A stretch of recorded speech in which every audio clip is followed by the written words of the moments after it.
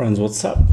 So, people say that Fed's job is not to look over the market, such as Nasdaq, S&P. It's not its job. Its job is two things: keep the employment up and keep inflation low.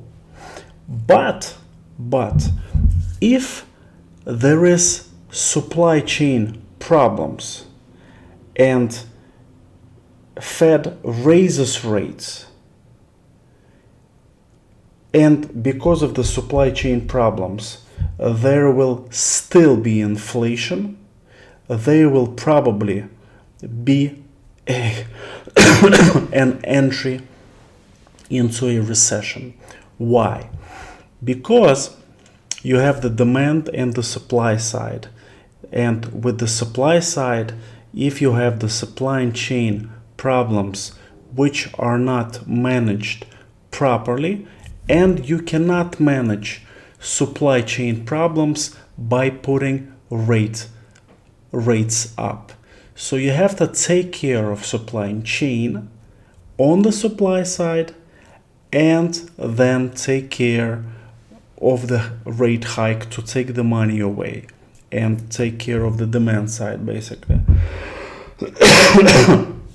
The problem is that if you don't take care of the supply chain, the inflation will persist even if you put the rates up. By putting the rates up, you discount cash flow and the companies by a bigger discounted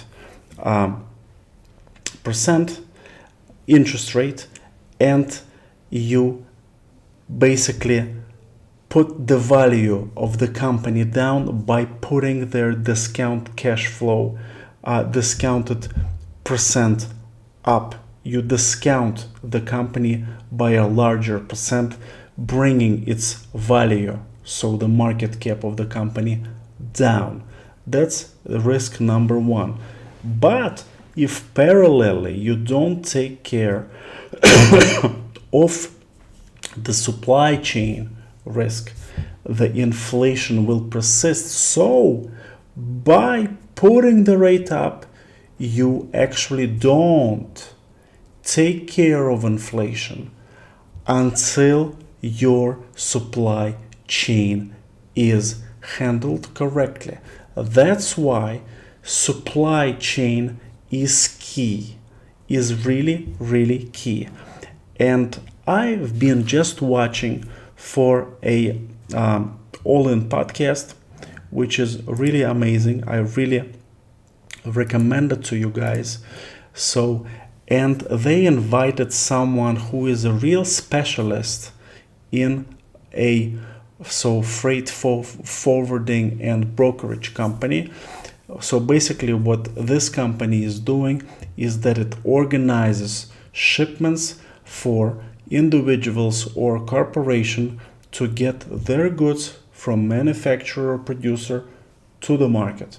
So simply put, just for example, to get your goods from, they're helping you to get your goods from China to US. And this person who is the CEO of the company, Flexport, Ryan Peterson, he gave us some insight about the supply chain questions and problems in terms of ports.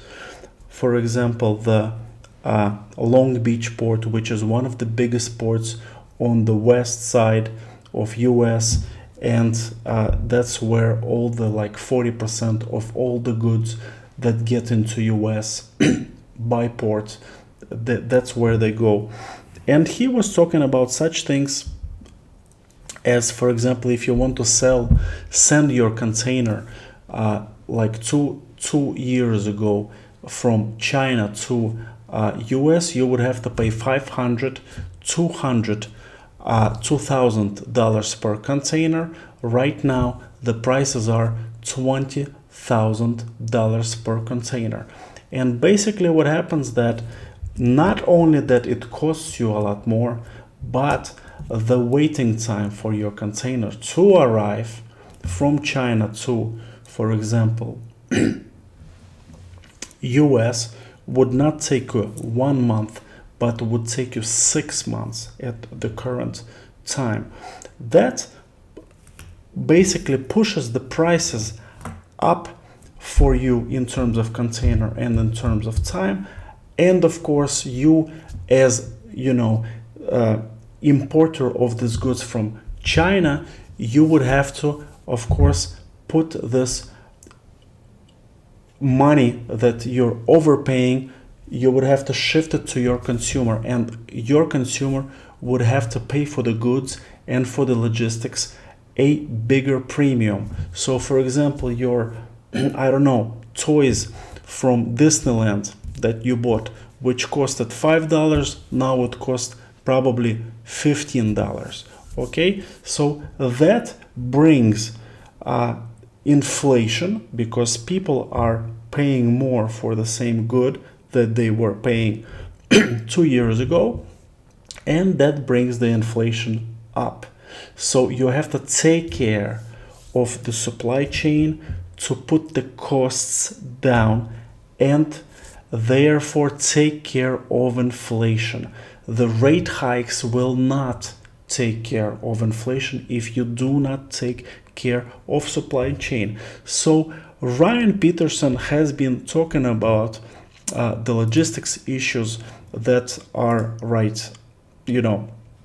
that the market is experiencing right now, and I will put like 4 minutes for you to listen on the main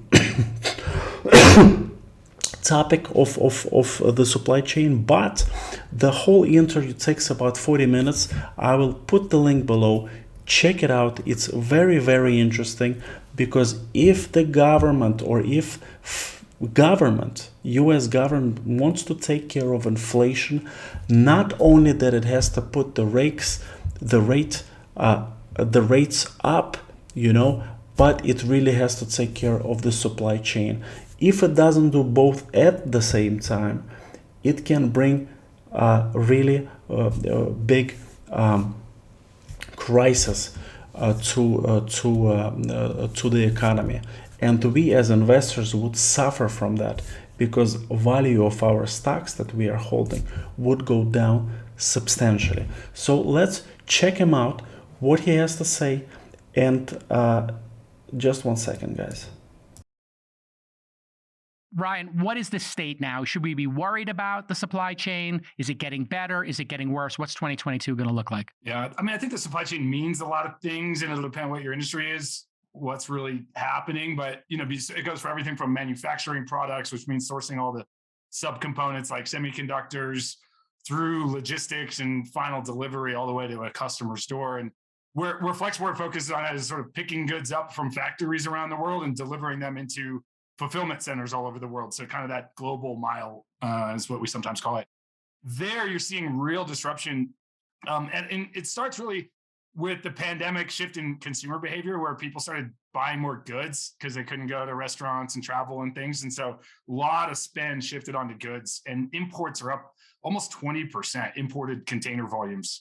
So that's the start of it all. And then what we learned is our infrastructure is dilapidated and unable to handle a 20% increase. And by infrastructure, I mean the number of ships in the world, the capacity of throughput of the ports, the number of trucks and availability of trucks and chassis, which is the trailers that haul containers around. We just didn't have enough of these things, or the port capacity. Look at American ports operate. I just learned this statistic pretty recently, and I keep saying it because it appalls me.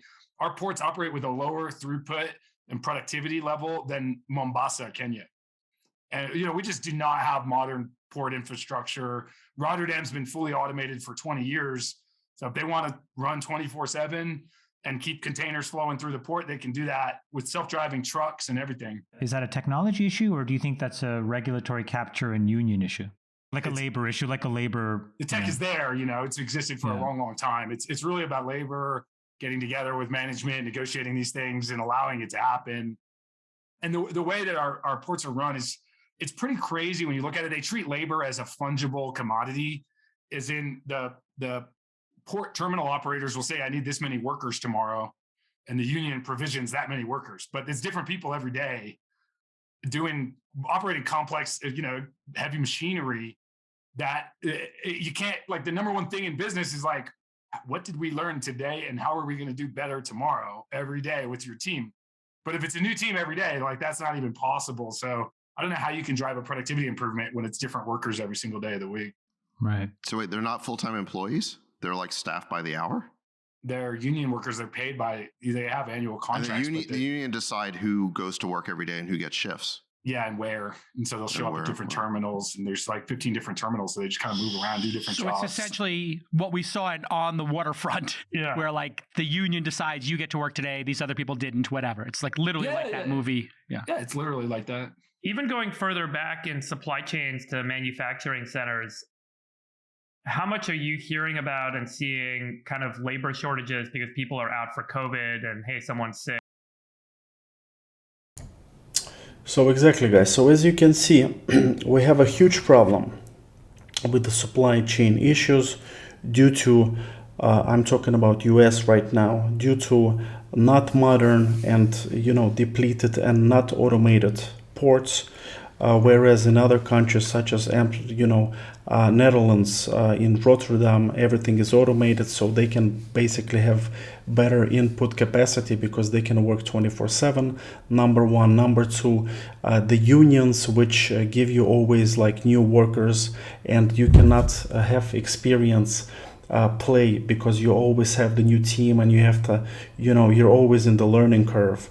And then also you have the unions who want to work today, then don't want to work, then they say, okay, you pay me this, or if not, I'm not coming to work. So there's a lot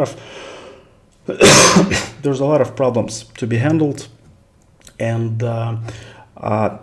just watch the whole interview of All In Podcasts, season episode 66, which came out today, and you will have the whole number of basically you heard the main points, but you will have more detailed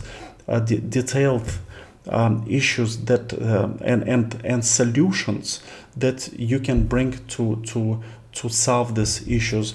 Therefore, solve the supply chain, and by solving the supply chain, you will solve the money that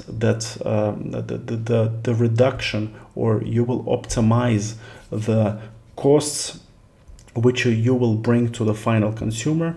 The cost will be less, and therefore the inflation will go down, because if your toys and whatever imports that you bring cost less to the consumer, basically consumer can buy more of this good, so his power of buying power goes up, and therefore there's more buyings, and there's more the market is basically the market is like has more buyers, and the market situation is better, so the economy is better, everything is better. So just check it out, tell me what you think in the comments, and see you in the next one.